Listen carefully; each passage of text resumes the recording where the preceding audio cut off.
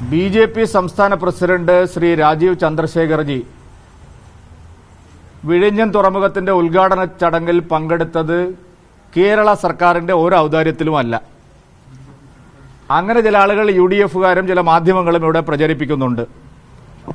പിണറായി വിജയൻ സർക്കാരിന്റെ ഒരു ഔദാര്യത്തിലുമല്ല മുൻ കേന്ദ്രമന്ത്രിയായിട്ടുള്ള ബി.ജെ.പി. സംസ്ഥാന അധ്യക്ഷൻ വിഴിഞ്ഞം തുറമുഖത്തിന്റെ ഉദ്ഘാടന ചടങ്ങിൽ പങ്കെടുത്തത്. അദ്ദേഹത്തെ കേന്ദ്ര സർക്കാരാണ് ഉദ്ഘാടന ചടങ്ങിൽ നിശ്ചയിച്ചത്. ഇവിടെ ഏത് ബി.ജെ.പി. പ്രസിഡന്റ് വന്നാലും പരിഹസിച്ചും കളിയാക്കുകയും അവരെ വായടപ്പിക്കുക എന്നുള്ള ഒരു തന്ത്രമാണ് കുറച്ച് കാലമായിട്ട് കേരളത്തിൽ നടക്കുന്നത്.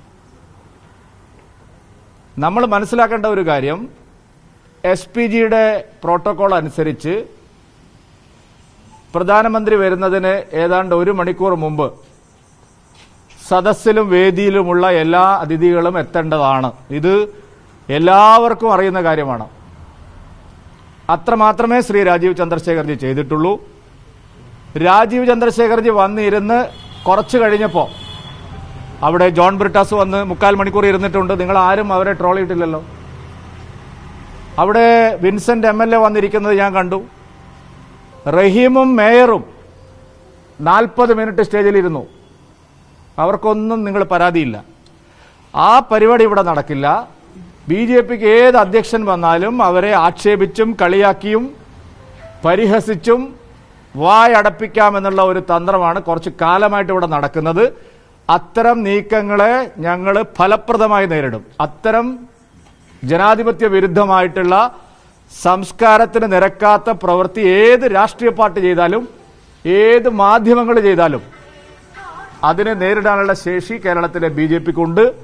അത്തരം തറവേലകൾ കാണിക്കരുത് എന്നാണ് മിതമായ ഭാഷയിൽ പറയാനുള്ളത്. സർക്കാർ പരിപാടിയുടെ വേദിയിൽ നിന്ന് മുദ്രാവാക്യം വിളിച്ചത് ശരിയാണെന്ന് പറയും. മുദ്രാവാക്യം ആരും വിളിച്ചിട്ടില്ല.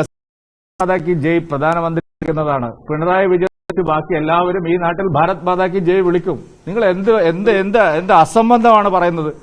CPMന്റെ തെരഞ്ഞെടുപ്പ് മുദ്രാവാക്യം ഇല്ലേ? വാസവം വായിച്ചല്ലോ. നിങ്ങൾ എവിടെയായിരുന്നു? LDF വന്നാൽ എല്ലാം ശരിയാവും. അത് അവരുടെ തെരഞ്ഞെടുപ്പ് മുദ്രാവാക്യമാണ്.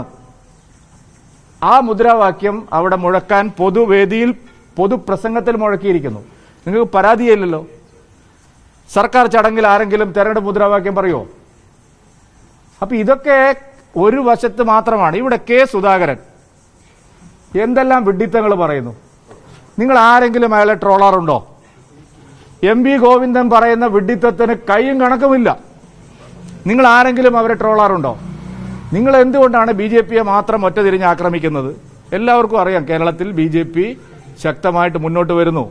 അപ്പോൾ അധ്യക്ഷനെ കുറച്ച് കളിയാക്കിയാൽ പ്രവർത്തകരുടെ ആത്മവീര്യം തകരും. ഇതല്ലേ നിങ്ങൾ ഉദ്ദേശിക്കുന്നത്? നടപ്പില്ല മക്കളെ.